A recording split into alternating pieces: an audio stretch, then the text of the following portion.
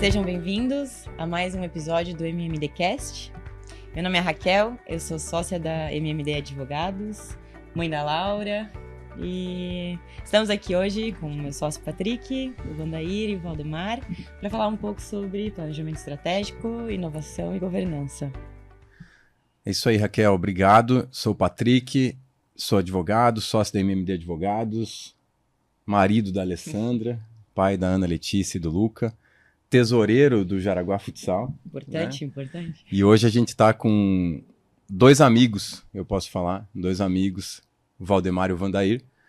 Vandair Garcia, CEO da New Agent, Valdemar Roberti, diretor, sócio-diretor, fundador da New Agent. Vandair Garcia também presidente do Jaraguá Futsal no segundo mandato. E o Valdemar hoje é diretor de inovação e estratégia do Jaraguá Futsal. Sejam muito bem-vindos, obrigado por terem aceito o nosso convite para a gente conversar um pouco, né, sobre esses três pilares aí que a Raquel nos introduziu. Gostaria principalmente de abrir a nossa conversa passando a palavra para que vocês coloquem para nós um pouco de quem é o Valdemar e quem é o Vandair. Muito bom. Bom dia, Raquel e Patrick. Para nós é um prazer estarmos juntos aqui na MMD Cast, trazendo um pouco aí dessa nossa experiência que nós estamos vivendo. Eu sou o Vandair Garcia, carioca, há 26 anos em Jaraguá do Sul, casado com a Débora, pai da Maíra, pai da Carol, e já tenho minhas 4 netinhas, meus 2 netinhos e 2 netinhas, né? O Luca, a Davi, a Laura e a Cecília. E é um prazer estar com vocês aqui. Muito bom. Ótimo, eu sou o Valdemar, agradeço o prazer de estar aqui com vocês hoje, compartilhando um pouquinho da nossa história, do que a gente tem feito aí ao longo dos últimos anos. Sou o marido da Daiane, pai da Júlia, do Arthur e da Bia, e tenho trilhado aí uma jornada bem longa ao lado do Vandair. A gente se conhece... Eu conheço o Vandair há mais tempo do que eu conheço a Daiane, minha esposa, então certamente a gente vai ter bastante coisa legal para contar. Legal. Muito bom, muito bom. Eu acho que hoje, né, Raquel, a gente vai começar esse MMDcast com a presença desses gigantes aqui com a gente. A gente queria saber um pouco, lógico, né, de forma resumida, porque a história de vocês já é algo, né, extremamente já de tempo, né? Mas como começou a carreira de vocês? Como que a carreira de vocês se encontrou, né? Aonde ela se encontrou? E por que motivo essa carreira anterior que se encontrou passou dessa área empresarial, né? Corporativa, para um projeto juntos, para uma área totalmente distinta, né? De negócio, que eu digo, estratégia de negócio. Como que isso aconteceu na vida do Vandair e do Valdemar, né? Eu vou me permitir, Patrick e Raquel, da gente responder essa tua pergunta em 3 partes, tá? Boa. Eu primeiro falo rapidamente aqui da minha carreira, passo a palavra para o Valdemar falar rapidamente da carreira dele, e aí eu e Valdemar falamos como é que foi esse encontro. Uhum. Vamos assim? Pode ser. Ótimo. Eu trabalhei em 3 empresas na minha carreira profissional. Eu trabalhei na Brahma, comecei como estagiário na Brahma, e a Brahma foi a minha carreira técnica no Rio de Janeiro. E já na Brahma eu decidi que eu queria ser gestor, eu não queria ser um técnico, né? Eu não queria ser um profissional. E aí eu fui para a minha primeira carreira como gestor, fui para a Flashman Royal, ser supervisor de tecnologia, depois fui gerente de tecnologia e inovação, e por último gerente de sistemas da Flashman Royal, também no Rio. E olhei para os meus pares, né, na Flashman, para o meu superior, que era o diretor de TI, e falei, acho que eu posso dar um passo a mais. E aí vim para a VEG, comecei na VEG como gerente corporativo de tecnologia, e 12 anos. E os últimos 8 anos, os 20 anos de VEG, eu fui o primeiro diretor global de TI da VEG. Na realidade, eu fui o segundo gerente contratado externamente, né? Ou seja, normalmente os gerentes da VEG eram promoções internas, né? Eu fui o primeiro, foi o Donizete, que era o gerente de marketing. Eu fui o segundo gerente contratado e o primeiro que teve o privilégio de se tornar diretor. Eu criei a diretoria de tecnologia global da WEG. Mas vou passar a palavra para o Valdemar falar da carreira dele, depois a gente fala o encontro. E você, Valdemar? Sim. Eu sempre estive na área técnica na WEG, né? Desde escola técnica, programação, desenvolvimento de sistemas, engenharia de software. E desde muito cedo, lá no começo dos anos 2000, tinha essa perspectiva de sempre quebrar com o status quo. Então, a primeira grande mudança de plataforma de desenvolvimento de sistemas, eu ajudei a promover dentro da WEG. A gente saiu de uma plataforma muito antiga para uma plataforma bem moderna. Naquela época da bolha da internet, tudo começou a ficar mais na web, dentro do browser e tal. Então, essa mudança de usar no computador para usar na internet, passamos por essa fase. Passamos pela fase de implantação de SAP, um sistema de gestão global, que tinha desafios imensos de integração. Tínhamos mais de 300 sistemas na WEG nessa época. Depois da SAP, a ideia era reduzir isso para em torno de 100 sistemas integrados. Então, projetos assim sempre de grande porte e procurando quebrar algum tipo de paradigma, né? Como a gente faz melhor para promover resultados de negócio a nível global. Uma coisa é a gente ter um sistema para funcionar a nossa empresa, outra coisa é ter um sistema para funcionar a empresa em 50 países ao redor do mundo, sem tempo nenhum para parada de manutenção, 24/7, e com os desafios das culturas e das realidades de negócio de cada país, né, de maneira consolidada. E depois de 2012, minha carreira deu uma mudança significativa, quando o Vandair me mandou, por acaso, fazer um curso de arquitetura corporativa. Eu não estava na lista, eram outras pessoas que iam em cima da hora. Mas eu vou pegar a palavra, depois vou passar para ele de novo. Eu, na verdade, lógico, tenho defeitos também, tá? Graças a Deus. Mas uma das virtudes minhas é realmente desenvolver líder, desenvolver pessoas, né? E ao longo da minha história, eu realmente tenho esse legado, né? E o Valdemar eu considero também isso aí.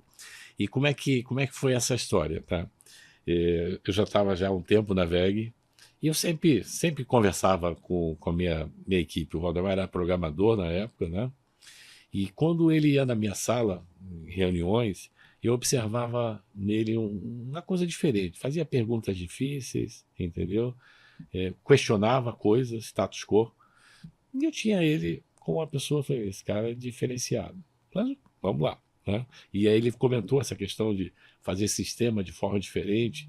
Aí vinha conversar comigo, eu fazia uma cara de paisagem que estava entendendo tudo, mas fazia pergunta também, para me mostrar também que, vem cá, não vem me enrolar, não.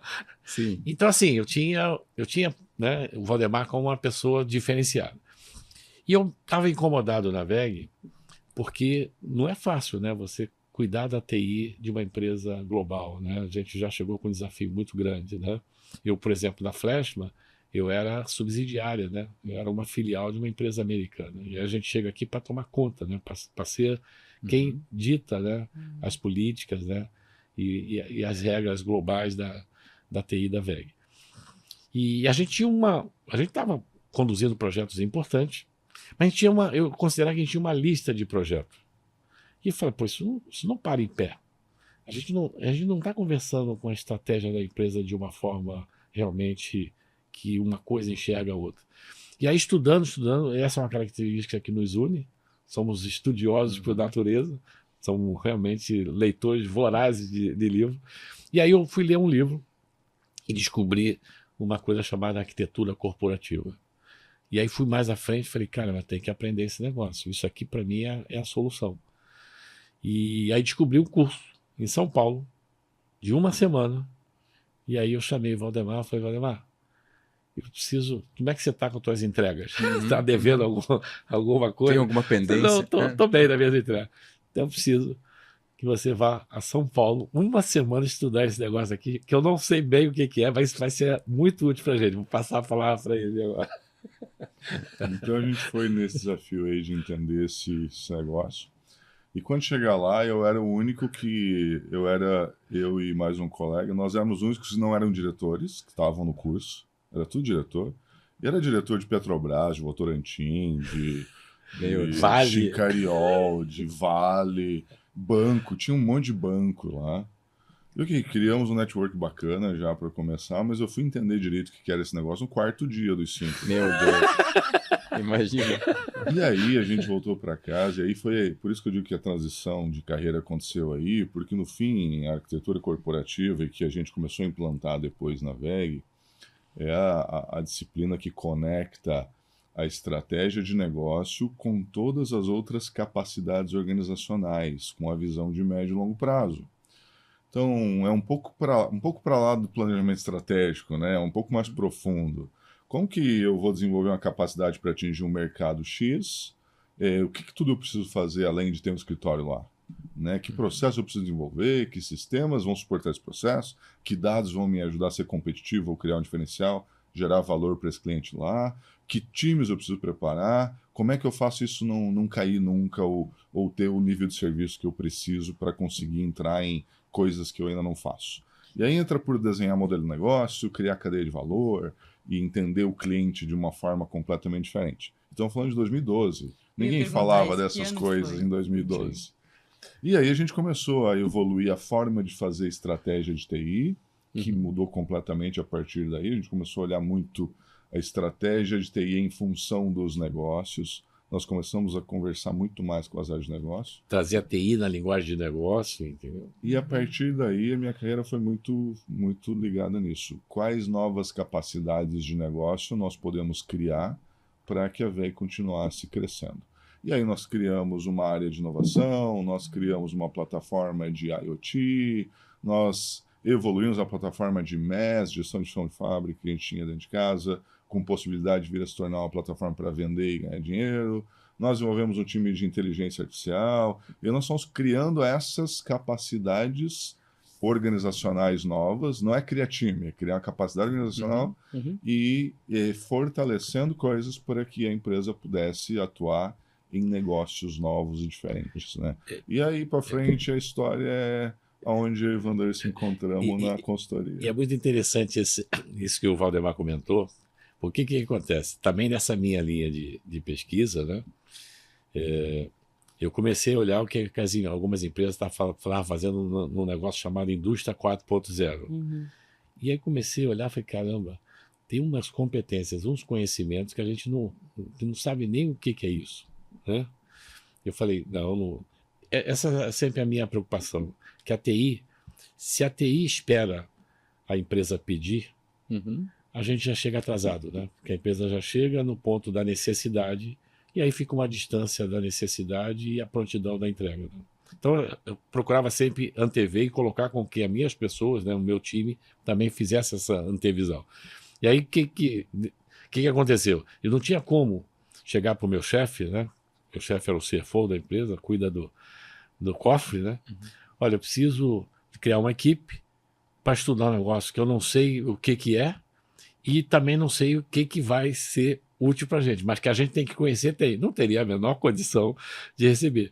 Aí eu cheguei para os meus 3 gerentes aqui do Brasil, falei o seguinte, eu preciso de 12 pessoas. E ficaram doidos. Não, inviável. Na primeira resposta é inviável. Mas eu não queria 12, se me desse meio eu já estava satisfeito. E aí veio, acho que 2, 3 desse aí veio o Valdemar. E aí eu criei informalmente, né, um centro de tecnologia de negócio e um centro de inovação e tecnologia. E a partir daí, o Valdemar fazia parte desse time para fazer todos esses estudos. Ou seja, a gente começou a trabalhar inteligência artificial, não agora, e sem nenhum demérito para o chat GPT, que ajudou bastante, está ajudando, vamos falar isso mais à frente, mas a gente começou lá atrás estudando. Então, com esse estudo que o Valdemar fez de arquitetura corporativa e a gente com todo um time, tá? A gente criou essa estratégia de TI de forma diferente, a gente exerceu na VEG os 3 papéis que uma TI pode ter na empresa.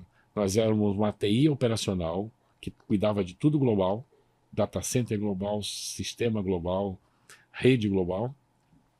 A gente foi uma TI estratégica, onde a gente tinha o foco de entregar a estratégia de empresa, ajudava a VEG em abertura de filiais, em abertura de novos negócios, de novos produtos.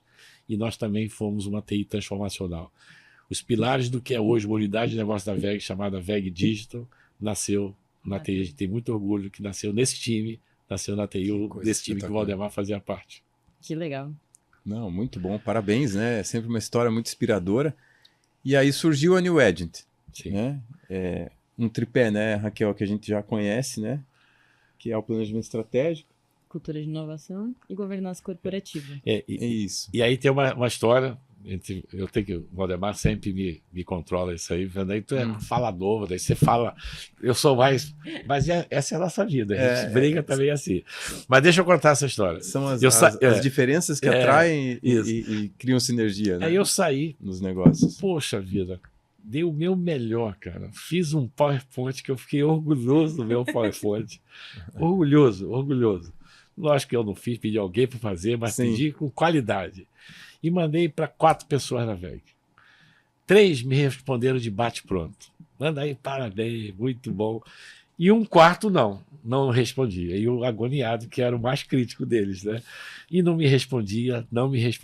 Aí eu vou passar a bola para ele do outro lado, como é que ele falava com a esposa dele. Com a Daiane. O ponto é que era um modelo de negócio de consultoria. E assim, agora com 5 anos de consultoria, né, a gente vê que todo executivo que sai de empresa acha que automaticamente ele vira consultor e pode vender consultoria em qualquer lugar, né?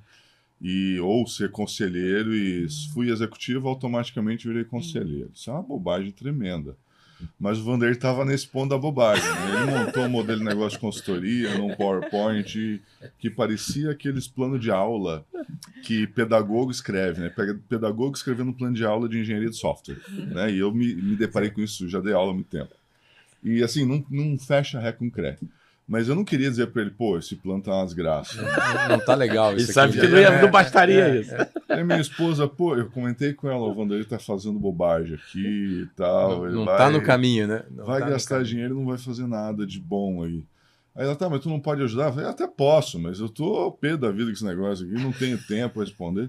Aí uma semana depois, de tanto ela me encher a paciência, eu passei uma madrugada escrevendo um business model canvas do que seria uma consultoria que poderia fazer diferença, inicialmente para pequenas e médias empresas, muito naquela inspiração de... A gente sempre contratou grandes consultorias na VEG e a gente sempre aprendeu muito com elas. O que a gente poderia fazer que essas grandes consultorias fazem e para um preço que for razoável, que for acessível para empresas pequenas e médias que estejam crescendo. E aí eu mandei esse modelo de negócio. Enquanto eu estava escrevendo, eu falei, puxa, eu queria fazer isso aqui. Olha que legal. legal. Eu não tinha coragem de falar uma coisa dessa, porque tinha uma carreira muito bem estruturada na VEG, um futuro muito bem desenhado, já um caminho desenhado por onde eu ia trilhar, e já estava na boca do gol, era 2020 isso, então estava muito claro que isso ia crescer muito. Eu era líder do time de IA corporativo, a gente estava desenvolvendo outros times de IA, então tinha um caminho longo para crescer ali. Mas quando eu mandei pro Vanderlei, ele disse, olha, eu gostei do plano, mas já rasguei o PowerPoint. Vai ter que vir junto comigo. E aí eu falei, olha... complementação do que precisava, né? Me dá um tempo para pensar. Eu pensei, acho que uns 2, 3 dias, e falei, vamos desenhar um plano de como é que podemos fazer isso aqui acontecer. E aí foi 2 anos e na experimentando. verdade, muito respeito à VEG, tanto eu, né, quanto ele. Sim. Como é que era religioso, né? Domingo, 6 da tarde, o Valdemar chegava lá em casa e a gente quebrava a cabeça, né? Às vezes, alguns dias à noite. E assim realmente nasceu. E o que eu acho que esse respeito que você coloca da VEG, ele é visível, né? Nas situações que a gente conhece de quem trabalhou com vocês na VEG. Né? As pessoas que conhecem vocês falam muito bem, né? Então vocês entraram pela porta da frente e saíram pela porta da frente, deixando um legado de construção positiva, né? E esse plano, né, que o Valdemar criou, esse modelo, né, de negócio, né, diferenciado, eu olhei e falei, mas aí temos que ir junto, né? Você falou muito bem, Raquel, a gente vai se complementar. Mas o que eu sempre trazia para mim, né?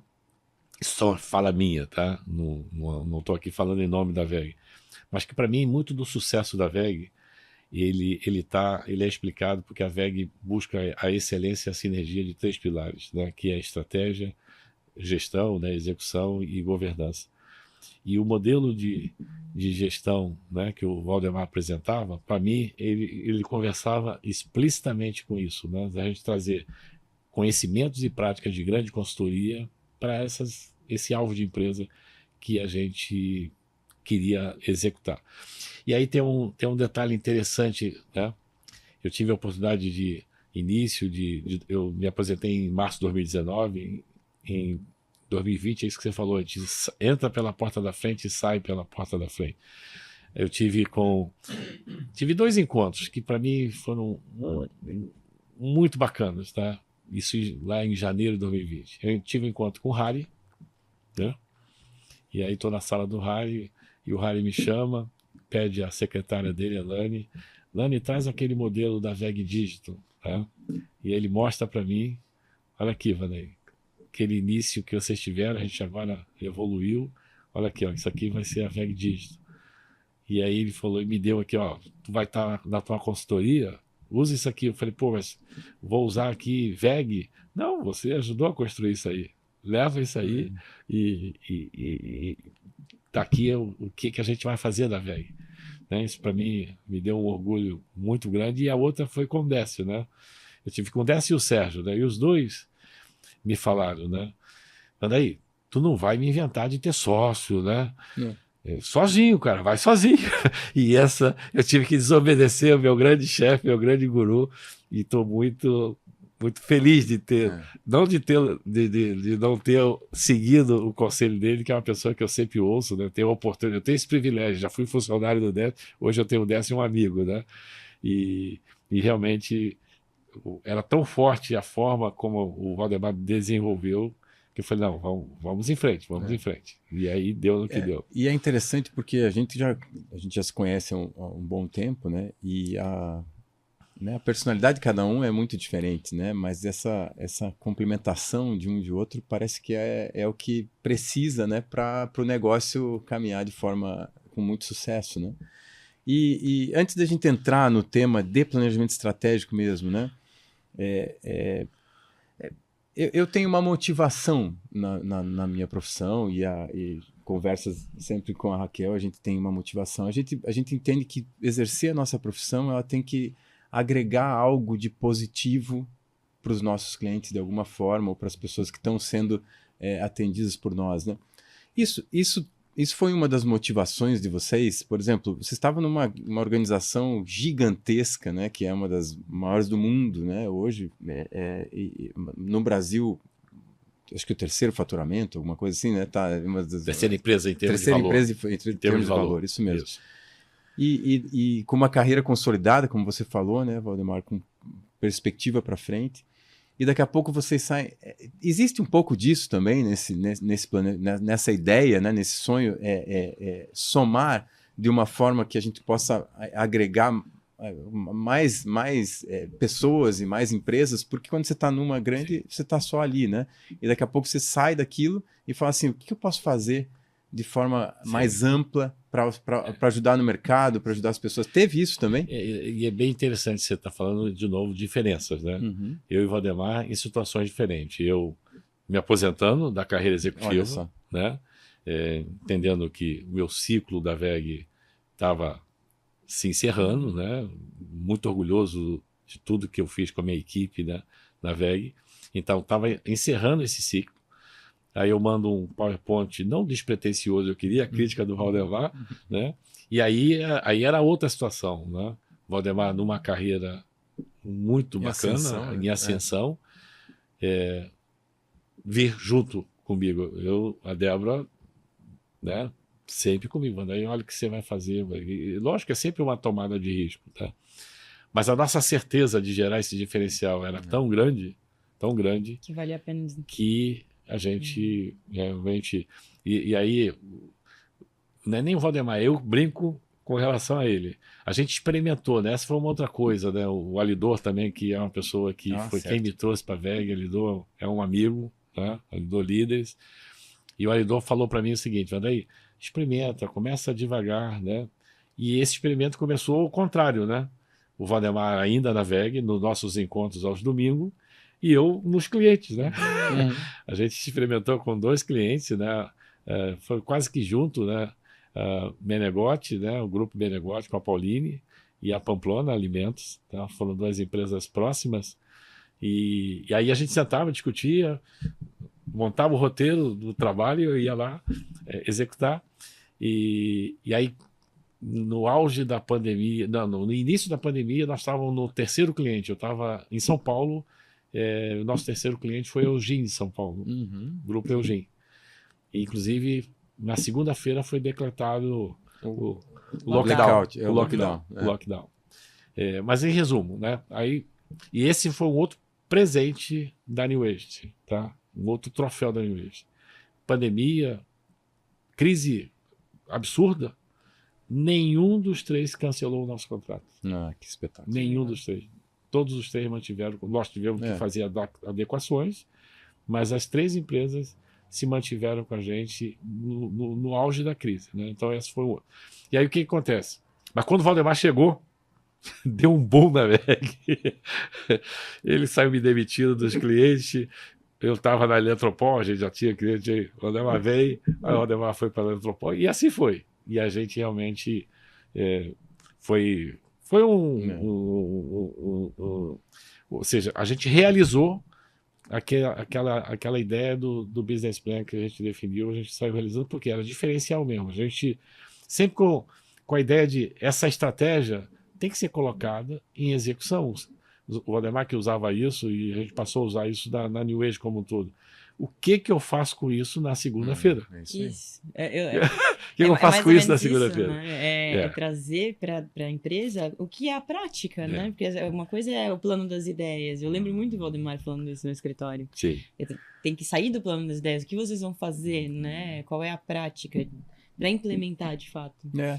E aí, Valdemar, o que na tua visão, né? Dois questionamentos, né? A importância de um planejamento estratégico para uma instituição, né?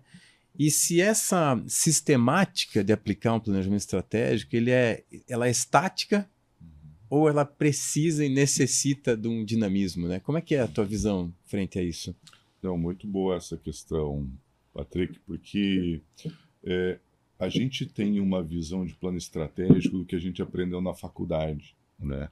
A gente aprendeu a fazer análise SWOT, a gente aprendeu matriz BCG, 5 forças de Porter e tal. E isso tem mais do que a nossa idade, né? Para não revelar a idade aqui, isso foi criado lá nos anos 70, né? Anos 60, anos 70, num contexto de negócios onde o mundo era muito diferente, né? E não há de a gente querer que a ferramenta inventada há 40, 50 anos atrás vai conseguir ter a mesma eficiência hoje, num contexto em que as coisas mudam toda semana. E quebrando essa primeira barreira, poxa, o planejamento estratégico não é só eu olhar para a minha matriz SWOT, mas é eu efetivamente pensar em como será o futuro e qual é o espaço que a minha empresa quer ocupar nesse futuro. Perfeito. E aí, todo mundo precisa discutir isso. Nós, na consultoria, precisamos discutir isso, vocês precisam discutir isso. Todo tipo, a padaria precisa discutir isso, a pizzaria precisa discutir isso, porque daqui a 10 anos é pizza que o meu cliente vai querer comer? Daqui a 10 anos é com uma pessoa que o meu cliente vai querer discutir o planejamento e o futuro do meu negócio? Ele vai discutir isso com uma IA? Então, o planejamento estratégico é o pensar, o refletir e o desenhar o negócio para ser longevo. Não mais perene, como aprendemos na faculdade, né? Não existe mais perenidade de negócio. Existe longevidade. Quanto tempo a gente consegue permanecer no jogo? É muito mais importante do que ganhar as pequenas partidas, né? Então, o planejamento estratégico é muito sobre isso. E aí cabe a dedicação de tempo para isso, né? E um método para isso. Como é que eu vou falar de futuro? Pode vir uma mãe de Iná aqui e dizer, vai acontecer tal coisa. Fruto de chute, fruto de uma onda, fruto de... Há quem diga que até 2030 ninguém mais usa celular.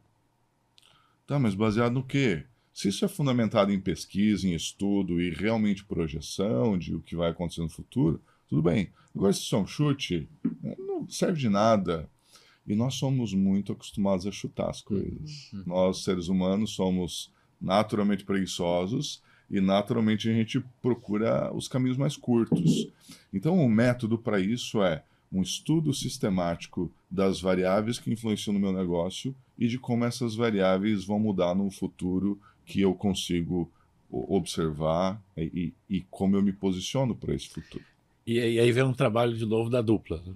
Eu, nesse meu processo de estudo, né? Eu fui na minha preparação também para governança, né? Para conselheiro, atuação de conselheiro. Eu fui fazer um curso de conselheiro Trends Innovation na Innova School. Uhum. E aí tu chega lá e começa a ver tendências, né? Eu falei, pô, que legal, isso aqui é uma forma diferente de ver exatamente isso que o Valdemar falou, estratégia da empresa. Aí vem de novo a questão aí eu vou, converso com os sócios lá, que é o Marcelo Vela e Luiz Rasquilha, gostei dessa metodologia SBB.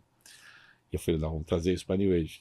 Estudei, fui fazer o curso, e aí a gente lançou a primeira proposta de planejamento estratégico. Aí fui conversar com o Valdemar. Aí, tão tranquilo, o Valdemar comigo, né? Eu fiz curso, né? Aí, bem tranquilo. Ó, tem aqui um trabalho para a gente realizar. Então, Valdemar, como é que nós vamos fazer isso aí? Eu falei, não sou eu que vou fazer, é você. Mas quem fez curso foi você. Eu falei, não, mas quem vai executar é você que... E aí, tá aqui o livro, cara. Agora se vira. E realmente se tornou um consultor dos mais renomados de planejamento estratégico. Mas, de novo, é a dupla, né? Eu sou lá do conceito, busco o conceito, mas assim, não que de novo, né? Eu talvez até pudesse me tornar um bom consultor, mas não é isso, né? Eu sou uma pessoa que eu quero ter a ideia, eu sou isso aí, quero ter essa visão. Sim. E na New Age acontece isso. E o Valdemar consegue ele consegue trazer a estratégia para a realização. E fez um trabalho fantástico, nosso primeiro cliente de planejamento estratégico, tá? Exatamente com essa metodologia. Então, puxando ali o gancho do Valdemar, independente do tamanho da empresa, precisa do planejamento estratégico. Empresas em dificuldade também precisam, porque hoje, às vezes a gente olha uma empresa com dificuldade financeira, ela só está tentando respirar, né? Vencer aquele dia. Vocês acham que é importante também elas implementar, começar a pensar nesse ponto? Uma coisa muito importante é que as empresas elas vão se desenvolvendo ao longo do tempo, fazendo mais daquilo que elas já sabem fazer. E a gente fica tão bom em fazer mais daquilo que a gente já sabe fazer que a gente não faz nada diferente. Sempre fiz assim e deu certo, né? Aquela história. E o mercado vai mudando. E a analogia que o Rasquilha traz da pizza é fantástica. Né? O mercado hoje consome tanta pizza quanto consumia 10 anos atrás. Mas as pessoas continuam comendo e a população continua crescendo. E aqui em Jaraguá a gente percebe muito claro. Há 10 anos atrás não tinha tanta hamburgueria. As pizzarias abriram uma hamburgueria, ou as pizzarias perderam share de mercado para as hamburguerias. Então, quando você está em dificuldade financeira, a primeira coisa que você tem que pensar é o que eu estou fazendo há tanto tempo e tão bem feito que eu me travei naquilo ali e não estou conseguindo ver coisas diferentes. O sair da crise e o projetar a longevidade, ele passa por fazer alguma coisa diferente. Perfeito. Entregar um valor novo para o meu cliente, olhar para a mesma problemática, para a mesma coisa que eu resolver de uma forma diferente, olhar para as concorrências não óbvias, porque eventualmente eu não perco o share de pizza para o outro cara da pizzaria, eu perco o share de pizza para o Netflix, que é mais gostoso comer a pipoca na frente do Netflix do que a pizza na sexta-feira à noite. Então, olhar para o não óbvio, olhar para parar de fazer mais do mesmo, e isso, lógico, alguém que está no mesmo ramo há muito tempo, eventualmente começou a enfrentar a competitividade de preço, e a competitividade de preço chega num ponto que morrem as pessoas, morrem as empresas, os produtos, enfim. Então, um olhar diferente nesse momento, dentro de uma visão de longevidade, pode ser a solução, ou parte da solução, apontar o caminho para a solução. Numa empresa em crise, ou numa empresa, né, de uma pequena empresa, né? Exatamente, lógico, você tem que fazer, estancar ali o que pode ser os ralos, né? Então tem que ter uma ação de crise, né? Mas a gente tem um conceito de ambidestria corporativa que também numa empresa em crise ou numa pequena empresa vale a mesma coisa, que é o que o Valdemar comentou aqui. Você tem que olhar o hoje e o que eu tenho que corrigir hoje, né? mas eu tenho que olhar para o futuro, eu tenho que ter essa visão de futuro. Então, a nossa metodologia de planejamento estratégico, ela é uma metodologia de fazer a analogia de dirigir um carro, né?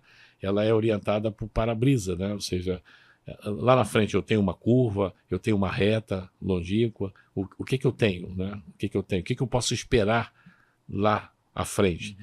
Mas a gente não pode ignorar que eu tenho de vez em quando olhar para os retrovisores laterais, eu tenho que olhar para o lado, né? E também, de vez em quando, tem que olhar ali para o retrovisor, né? Olhar traseiro.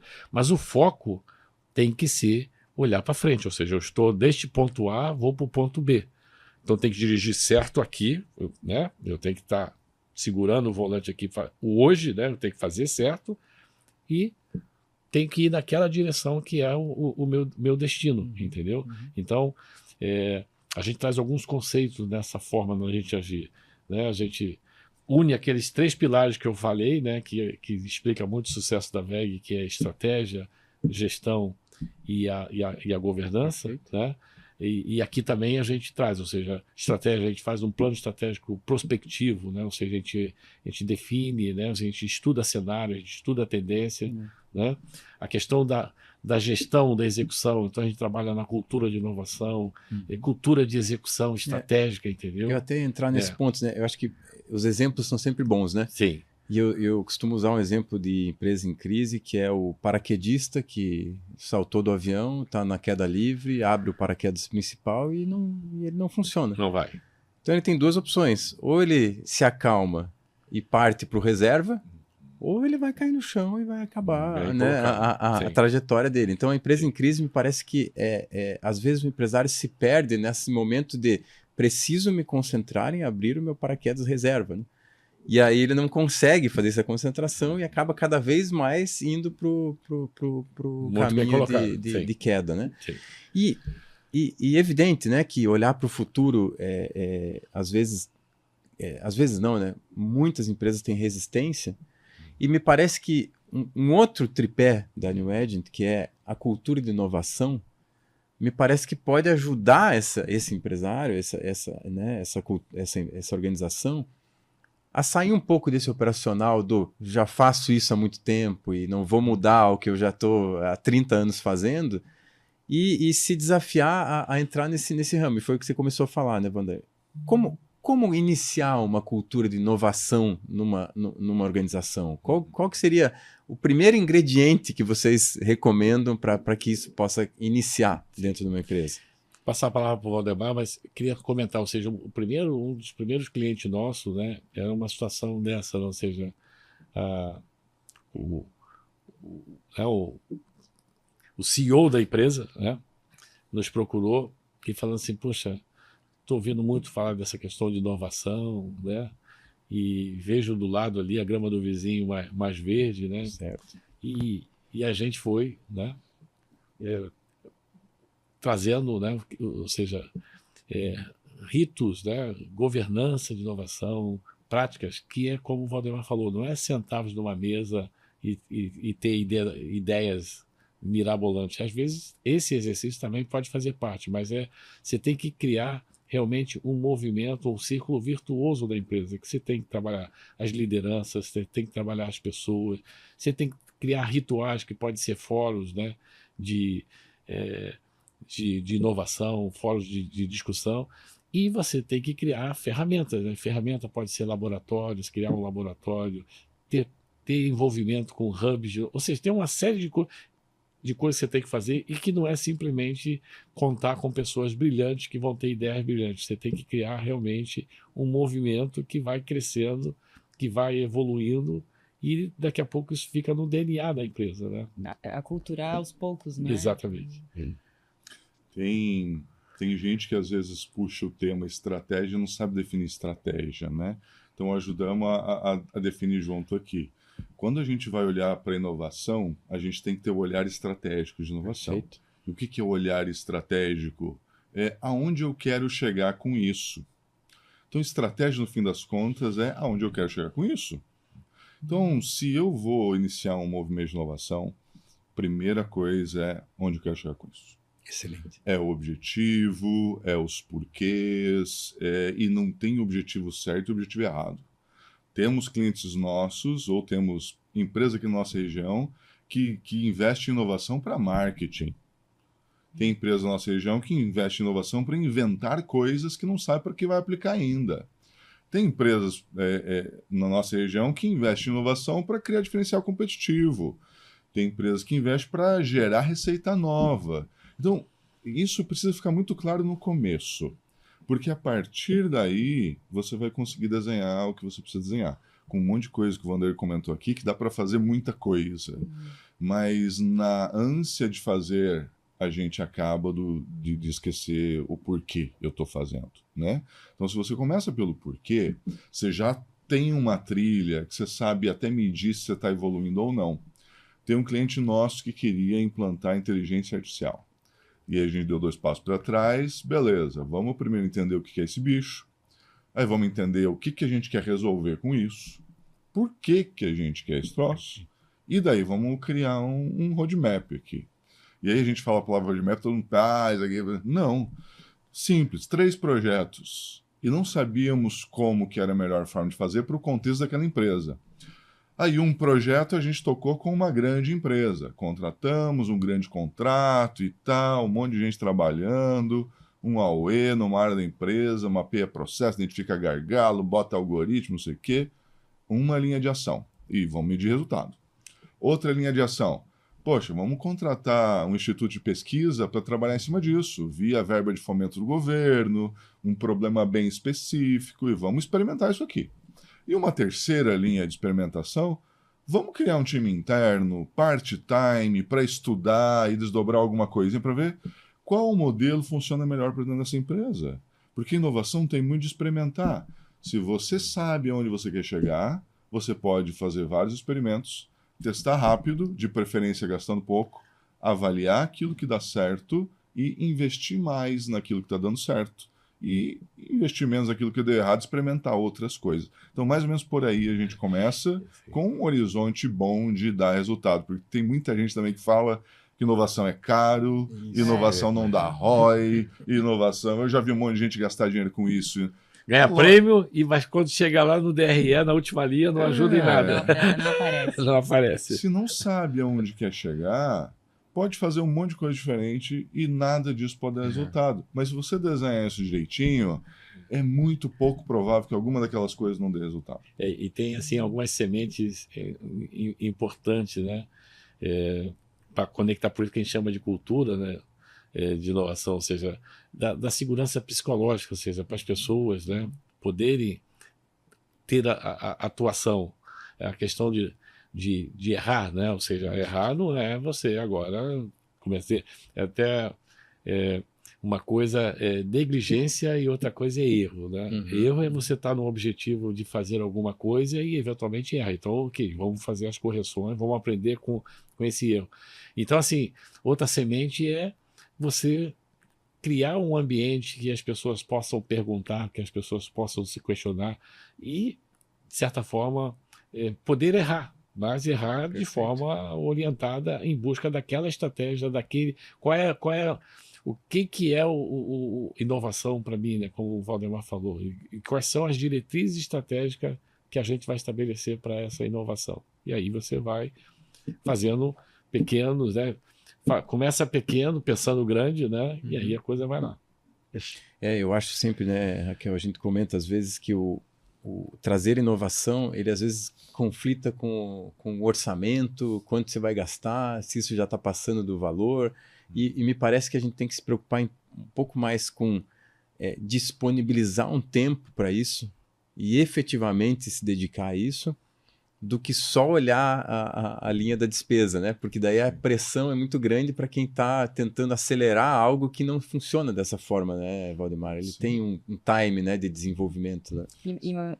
E muitas vezes a gente fala em inovação, a gente pensa, então tem que começar a aplicar a IA, né? E às vezes a inovação é só corrigir um processo, facilitar uma operação, é mais simples do que quando a gente começa a pensar em, né, vou pensar uma inovação no escritório.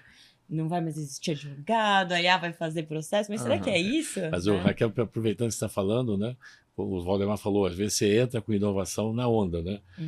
Posso errar aqui no tempo, né? Não me ajuda. Mas Talvez há 5 anos atrás ou 6 anos atrás, a inovação era entrar no metaverso, tá? Isso, é verdade. Comprar terreno no metaverso. Entendeu? Verdade. Então, assim, quando você, às vezes, pega uma onda, pega uma coisa dessa, você faz algumas coisas, e eu nem estou dizendo que essa tecnologia imersiva, ela é inútil, que ela não tem valor. Tem seu valor, mas não era com aquele furor que foi colocado com a propaganda do metaverso, né? E a IA, né, com todo o valor que ela está trazendo, ela está botando o assunto inteligência artificial na mesa do conselho, né, na mesa da diretoria, isso tem valor. Mas o que a empresa tem que fazer, de novo, tem que seguir essa trilogia. E qual é a estratégia de IA da empresa? Nós escrevemos, falei, mas quando é que nós escrevemos a estratégia de IA da VEG? 2012. Olha lá. Olha aí. Deve estar aprimorado, evidente, tá? Sim. Não é um documento estático. Mas nós escrevemos o que a gente ia fazer IA na VEG em 2012. Não, a gente até brincava. Estão caindo as folhas de outono, está na hora de a gente revisar a estratégia. Peraí. Mas é verdade. É verdade. E conectando uma das primeiras perguntas que você fez, que eu acho que eu não respondi, a estratégia tem que ser flexível. Você não pode mais escrever um plano estratégico esperando 5 anos e daqui a 5 anos a gente conversa, né? O professor Lobão usa um termo que eu adoro, ele chama de estratégia adaptágil. Você tem que adaptar E ser de ágil. forma ágil. Ela não pode ser algo muito... Lógico, tem empresas que você vai ter projeto estruturante que demora 3 anos, né? Mas a maioria das iniciativas estratégicas tem que ser ágeis e flexíveis para que você possa efetivamente ir ajustando, porque tem uma coisa que ele não falou, os contextos de negócio mudam o tempo todo. E aquilo que para uma empresa funciona muito bem hoje, pode não funcionar bem daqui a 2, 3 meses, né? E falando pegando o gancho do metaverso, tem empresas hoje que se estiver fora do metaverso morrem. Como que você vende um apartamento de 5 milhões se você não tiver uma experiência imersiva de o cliente poder navegar dentro da planta e ter um olhar virtual através de um óculos, alguma coisa assim? Poxa, vou gastar 5 milhões no negócio. Então, tem contextos em que esse negócio está muito pujante. Agora, para eu que faço um motor elétrico, talvez não faça muito sentido. Para eu que sou advogado, talvez não faça. Mas olha para o contexto do seu negócio e para aquelas coisas que fazem sentido para o teu contexto. Só que tem gente que não entende nem direito o que significa a missão que está na parede. Então, a gente tem essa experiência. Tem muitas discussões que precisam acontecer para você entender, ó, esse aqui é o meu contexto de negócio. E para este contexto consciente, eu vou tomar as decisões e usar as tecnologias que fizerem sentido para esse contexto. Mas eu queria trazer um tema que, não um tema, né? Um elemento importante para fazer essa roda girar e que a gente tem muita preocupação, né? A gente sempre vai no foco de estratégia, né? Seja estratégia de negócio, seja estratégia de tecnologia, seja estratégia de inovação, a gente sempre tem que saber para onde a gente quer ir, né? E a questão da execução e a governança. Mas tem um elo aqui no meio que a gente é muito atento a isso e a gente também trabalha esse elemento, que são as pessoas, né? São as lideranças, né? Ou seja, você tem que ter as pessoas, seja no nível de primeiro nível de gestão, segundo, né? Ou diretor, gerente, supervisor. A gente tem que trabalhar essa cabeça, né? A gente usa muito o termo agora de letramento. Então a gente tem que levar letramento de estratégia prospectiva para conselho, levar isso para a diretoria, levar a questão de inovação também, letramento, a própria tecnologia da informação. Isso me incomoda muito, já me incomodava já na Fleshman, na Brahma não. Mas na Fleshman me incomodava muito quando um executivo não TI, independente do nível hierárquico, dizia para mim o seguinte: eu não conheço da TI, lá na época chamava de processamento de dados, né? E não é fato, tá? Ou seja, a TI, ela é um meio, né? Se você não é uma atividade fim da TI, né? Se você tem a TI é um meio. E o que ela tem que fazer? Não importa a complexidade da TI, a TI da VEG é super complexa, tá? Mas ao final, a TI da VEG, só para falar da onde eu vivi, ela tem que levar a informação para tomada de decisão no nível estratégico, no tático e no operacional. Ponto. É isso que a TI tem que fornecer. E os executivos não TI sabem muito bem que informação. Se não sabe que informação, dá para discutir que informação que eu não tenho, que eu tenho que levar. Então, esse é o trabalho que a gente faz muito com isso, né? A tecnologia da informação, o digital, né? é um elemento importante para ajudar as empresas nessa evolução, nesse mundo de complexidade, de incerteza. E a gente faz muito isso, a gente traduz a tecnologia da informação, a TI, a gente traduz inovação, a gente traduz transformação digital para a linguagem de negócio, para a estratégia de negócio. E todo executivo não TI, todo executivo não digital conhece muito bem do seu negócio e sabe falar sobre os temas. E a gente procura fazer isso aí. Então, a questão de trabalhar liderança, né, trabalhar os líderes da empresa é um elemento importante que a gente atua também. O Marcelo Veras, né, que vocês têm uma parceria, ele falou esses dias, né, num evento que no fim do dia as entregas são feitas pelos CPFs que integram o CNPJ. Exatamente, né? exatamente. Então acho que é esse cuidado que precisa ter para a gente poder aumentar a performance e aumentar a entrega das empresas, né? E o último, né, pilar que vocês têm ali de foco no desenvolvimento é a governança corporativa. Isso conversa muito com o nosso negócio também, porque a gente trabalha de forma muito intensa com os empresários e com as empresas na implementação da governança corporativa, na criação de conselhos e pensar a própria sucessão, como que ela vai acontecer, como que as coisas estão sendo planejadas para o futuro. E me parece que é um caminho que conversa muito com o trabalho que vocês desenvolvem, porque é ali que vai talvez vir esse respaldo para a empresa efetivamente poder trabalhar com esse desenvolvimento, seja do planejamento estratégico, seja da cultura de inovação. Então, me parece que hoje a parte da governança corporativa ela é essencial para que esses outros dois pés do tripé funcionem, né, na New Edge. Não, né? faz todo sentido, ou seja, esse é um tema importante. A palavra governança, né, a gente usa bastante governança, né, e a governança corporativa, com certeza. Porque o que acontece? Esse é um outro tema importante que a gente podia ter um podcast só para isso, né? aí, só né? para isso, exatamente. Também tem esse preconceito, né, ou esse ceticismo que governança é só para as empresas de capital aberto ou só para grandes empresas. Não, essa questão da governança corporativa, ela serve para pequena empresa também, e para uma startup que seja, entendeu? Porque né, lógico, né, um conselho, você criar um conselho consultivo da empresa, não precisa ser um conselho de administração, né? Mas o conselho consultivo, o que ele é? Além do papel de controle, né, de olhar como é que foi o resultado, como é que foi o passado, mas o conselho, essa entidade, ela tem o objetivo de olhar o farol, né, de olhar o destino, de olhar o norte, e às vezes até modificar o norte, estar atento para tudo que está acontecendo e para alimentar a estratégia e a execução, o que a diretoria tem que executar. Então, o papel da governança corporativa, qualquer que seja o tamanho da empresa e o segmento da empresa, ele é o guardião da estratégia e da execução, no sentido de que ele está olhando essas questões de o que tem de cenários, né? Ou seja, o que tem que provocar de análise de cenários, de tendências, né? Para ver se o norte está bem definido ou se a gente tem que criar algumas adjacências a isso.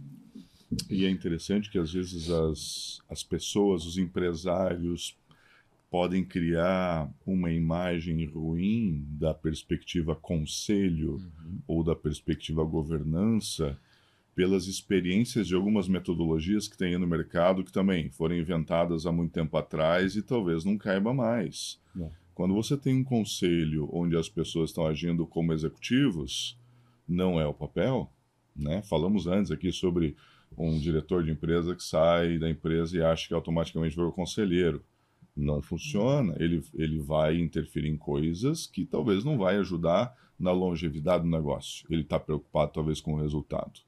E existem metodologias e existem posicionamentos de conselhos e conselheiros que às vezes são muito mais no formalismo e na forma de fazer, nas cerimônias, rituais. Porque para eu conversar com o diretor, por conselheiro falar com o diretor, ele tem que mandar uma carta para o CEO, que não sei o quê.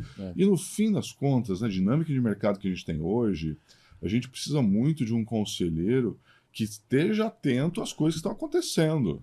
muito mais do que preocupado com o que vai sair na ata e com o formalismo. Não que o formalismo não seja necessário, Não, mas ele é cada vez menos necessário. Perfeito. E aí, quando o empreendedor tem um conselho extremamente formal, que está ali, que não está contribuindo efetivamente para a longevidade, aquilo eventualmente dá uma agonia. E, não, deixa que eu toque sozinho. Se transforma num custo? Está tendo mais, tá me dando mais trabalho, está me consumindo mais do que me ajudando. E assim, ó, nós já conversamos não com uma nem com duas, mas com várias empresas que já tiveram um conselho e cancelaram o conselho, ou que já reformularam a forma de atuar do conselho para que efetivamente ajude. E aí tem um jeito absolutamente certo ou errado? Não tem.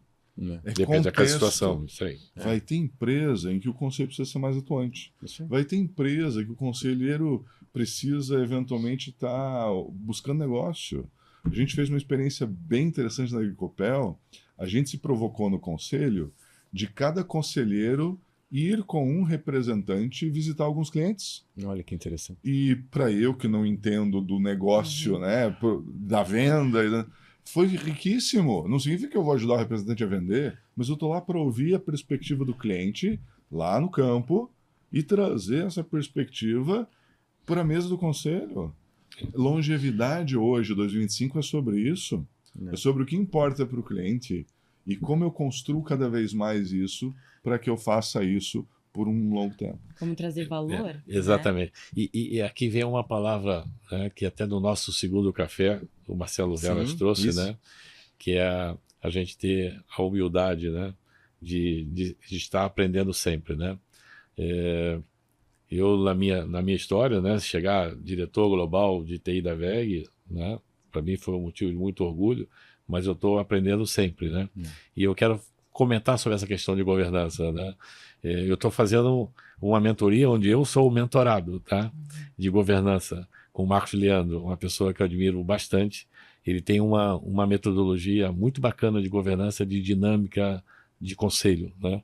E ela tem passos assim muito simples, que passa por isso que o Valdemar falou. A primeira coisa, lógico, né, independente de entender e conhecer os documentos, né, da empresa, mas de uma coisa mais dinâmica, primeiro é o seguinte: conhecer a empresa. E conhecer a empresa não é só analisar documento, é conhecer a empresa, ir lá no chão de fábrica, ver como é que sai o produto dessa empresa, conhecer. Então, o primeiro passo da dinâmica que ele traz de um conselho, né, de um conselheiro, é conhecer a empresa. Tá? O segundo é entender quais são os gargalos estratégicos dessa empresa, quais são os riscos que essa empresa tem, quais são as oportunidades, quais são as tendências que esse segmento de empresa, né, tem. Aí depois criar uma pauta útil. Isso, perfeito. A pauta útil não pode ser só controle, só olhar relatórios, né? E não estou dizendo que não tem que fazer, é evidente que tem que fazer. Né? Essa pauta útil, ela tem que ter um momento de olhar, de controle, tem um momento de projetos, né, estruturante, e tem que ter um momento de direcionamento, né, estratégico.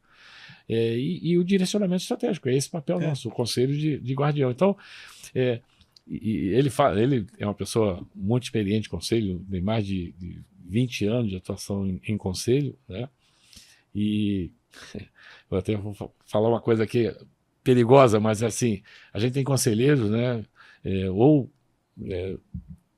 ex-executivos, né, que são medalhões pela carreira que tiveram e sentam no conselho pelo que eles foram. Mas o que contribui para a longevidade da empresa é questionável. E às vezes você chega com um conselheiro novo de governança, mas com esse espírito realmente de, às vezes, fazer mentoria, inclusive de executivos. Né? Às vezes o conselheiro pode assumir um papel lá vocês estão fazendo isso, né, Valdemar?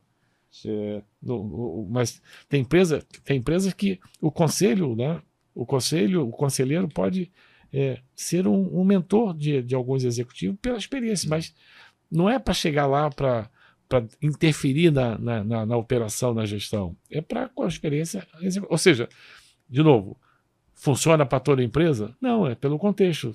Pode ter empresas que vale a pena que um conselheiro apadrinhe um diretor e vá lá. Sim. Mas o grande foco que um conselho tem que ter é olhar o direcionamento estratégico, a longevidade da empresa e cliente, né? Ou seja, o cliente do hoje, Mas será que o meu cliente, né? A gente tem perguntas no nosso planejamento estratégico, é o seguinte: o cliente de hoje vai ser o cliente daqui a 10 anos? E isso é o grande papel do conselho. Tá fazendo perguntas para que a direção da empresa responda, né? E o nosso papel é esse, né, Wandair? Eu tenho colocado isso há muito tempo, né? Simplificar.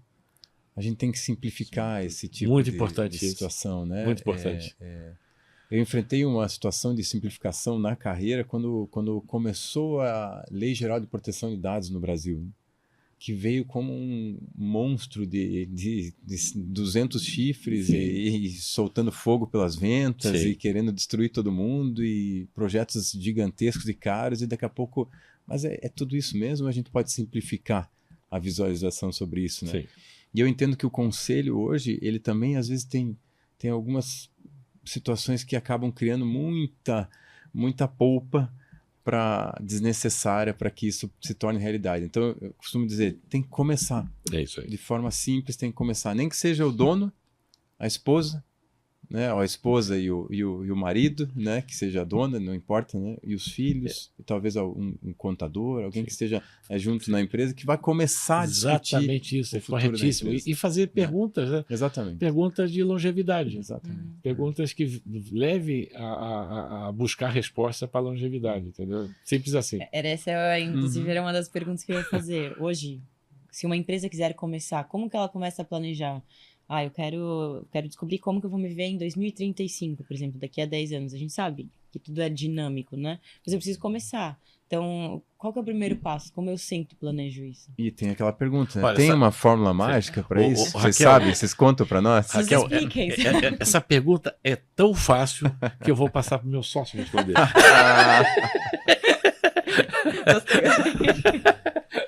Assim, cada empresa precisa olhar exatamente para aquilo que ela faz hoje e ver se isso continua relevante no futuro. Começa por aí, né?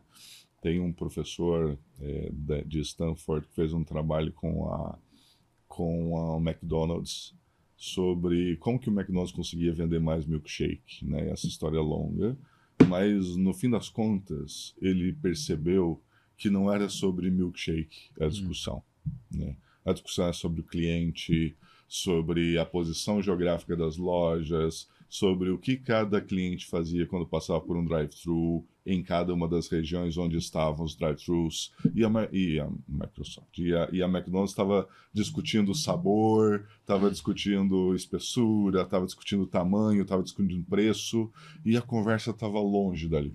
A resposta estava longe dali. Mas a resposta vem a partir das perguntas, né? Então, a empresa precisa começar a abrir a pauta para fazer perguntas sobre o futuro. E aí não tem, lógico, a fórmula mágica. Mas o começo da fórmula é fazer pergunta. Perfeito. Encontrar aquelas perguntas que realmente vão fazer a diferença. O meu cliente está gostando do meu serviço? Não pergunte isso para o comercial, pelo amor de Deus. Okay? Eu já sei qual é a resposta, sem saber nem qual é o negócio. Vai você que é dono, vai você que é da operação, vai você que é do... Vai lá você perguntar. Porque eventualmente até o comercial já falou tantas vezes para você que tem coisa para melhorar que ele já cansou. Perfeito. Então, fazer pergunta. E eu insisto nisso porque a gente não foi treinado para fazer pergunta. Quem aqui aprendeu a fazer pergunta na quinta série? Quem aprendeu a fazer pergunta na faculdade? A gente foi treinado desde criancinha para responder e responder com a resposta que o professor esperava. E se você fizer a fórmula... E sem colaboração, não pode ter cola. Se você responder a equação sem usar a fórmula de Bhaskara, tá errado, porque é para usar a fórmula de Bhaskara. Não, mas eu inventei um jeito diferente, tá errado, é para responder o que eu quero que você responda. Então, assim, a gente passou décadas da nossa vida aprendendo a responder. E aí, na hora de vir perguntar qual é a fórmula de estratégia, eu digo, é fazer pergunta. Né? Porque é a partir daí que o mundo vai mudar, que a tua empresa vai mudar, que os novos contextos que são efetivamente relevantes vão sendo moldados. Mas complementando, Raquel, não tem a fórmula mágica, tá? Mas a nossa fórmula de fazer isso, né, que não estão querendo ser dono da verdade, mas para nós está dando certo e para os nossos clientes está dando certo, a gente faz essas perguntas baseadas em métodos, né? Então a gente tem conceitos de ambidestria corporativa, a gente tem um conceito de tendência, né? A gente tem um conjunto de tendências, né, que nos ajuda a fazer perguntas. A gente tem experiência em análise de cenários, ou seja, é fazer pergunta, e no nosso caso a gente usa algumas ferramentas, né, para que a gente formule perguntas difíceis que nós que estamos chegando na empresa, a gente não conhece o teu negócio, a gente não sabe responder, mas a gente, junto com vocês, a gente busca as respostas e nós somos muito exigentes em aceitar qualquer resposta, entendeu? Então, essa é a nossa fórmula, sem querer ser dono da verdade, mas é isso que a gente tem feito nas empresas. A gente faz perguntas, ensina a empresa a fazer pergunta e a gente tem as nossas técnicas, a gente tem as nossas ferramentas para fazer, né, criar essas tais perguntas difíceis, né, com rumo à longevidade, né? Então, fica a dica, né, Raquel, para a gente se questionar mais, né, entender um pouco mais do que vem pela frente, para se planejar. Eu vou deixar um pré-convite para vocês já. Quando a conversa é boa, o tempo passa rápido, né? Sim. E o pré-convite é para a gente marcar um próximo, né, para a gente trazer uma outra temática, né? Mas em meu nome, em nome do nosso escritório, da MMD, agradeço demais a participação de vocês, o tempo que vocês despenderam para estar aqui com a gente. Acho que o nosso maior valor hoje que a gente tem é o nosso tempo, né? Então, foi realmente muito, muito positivo estarmos juntos novamente em mais um momento de parar um pouco e debater o que a gente pode fazer para melhorar o nosso mundo e esse nosso mundo propiciar a melhora para quem está próximo da gente, né? Bacana. Ótimo. A gente agradece, Patrick, o convite e a oportunidade de estar aqui com vocês. Da nossa parte, vai ser um prazer estarmos juntos, né? E deixo a mensagem, né? Sim. Nós somos realmente New Age, nós somos agente de transformação, né? Onde a gente busca gerar, né, uma competitividade sustentável para as empresas, né? Ou seja, que a gente traga perguntas para ajudar a empresa a ter essa visão de futuro, né, que leve à longevidade dos negócios, né? E a gente está aqui preparado, né, para ajudar a que os líderes, né, tenham essa visão de futuro, mas começa essa visão de futuro hoje, né? Então, é um prazer estar com você, Raquel e Patrick, e estamos já aceito o convite para um próximo aí, ok? Muito obrigado. Obrigada. Valeu, pessoal.